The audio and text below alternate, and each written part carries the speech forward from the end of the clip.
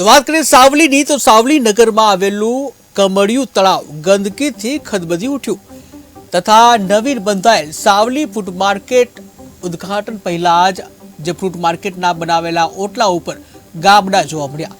ત્યારે સાવલી તાલુકામાં થોડા દિવસ પહેલા સાવલી તાલુકાના પોઈચા કનોડા ખાતે મુખ્યમંત્રી ભૂપેન્દ્ર પટેલે 412 કરોડના ખર્ચે વિશાળ વીયરનું ખાતમુહૂર્ત કરવામાં આવ્યું હતું।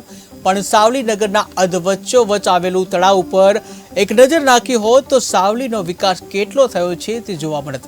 તળાવની કોઈ પણ જાતની કાળજી લેવામાં આવતી નથી અને કરોડોના ખર્ચે વિશાળ વીયર બનાવી સિંચાઈની વાતો કરવામાં આવે તેવું જણાવવામાં આવ્યું છે। ત્યારે સાવલી નગરનો અંદર આવેલ કમળિયું તળાવનું કોઈ પણ જાતનું બ્યુટિફિકેશન, કોઈ પણ જાતની સાફ સફાઈ રાખવામાં આવતી નથી અને તળાવમાં ગંદકી જ ગંદકી અને જંગલી વનસ્પતિઓ તથા ગંદકીઓ અને કચરાના ઢગલાઓ ખદબદી ઉઠ્યા છે।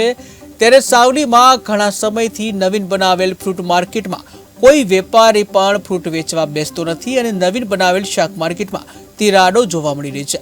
સાવલી વિપક્ષ નેતા હસમુખ પટેલે જણાવ્યું કે વિકાસના દાવા સાવલી ખાતે ખોટા સાબિત થઈ રહ્યા છે, ખાલી સરકારી નાણાંઓનો વેડફાટ થઈ રહ્યો છે।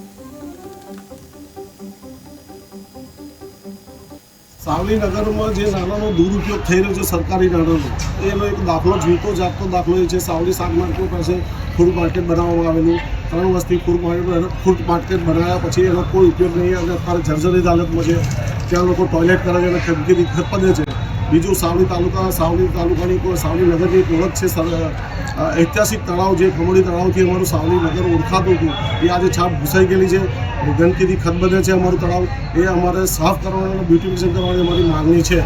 સાવલી નગરમાં જે નાણાંનો દુરુપયોગ થઈ રહ્યો છે સરકારી નાણાંનો, એનો એક દાખલો જીવતો જાગતો દાખલો એ છે સાવલી શાક માર્કેટ પાસે ફૂડ માર્કેટ બનાવવામાં આવેલું। 3 વર્ષથી ફૂડ માર્કેટ બનાવ્યા પછી એનો કોઈ ઉપયોગ નહીં અને અત્યારે જર્જરિત હાલતમાં છે।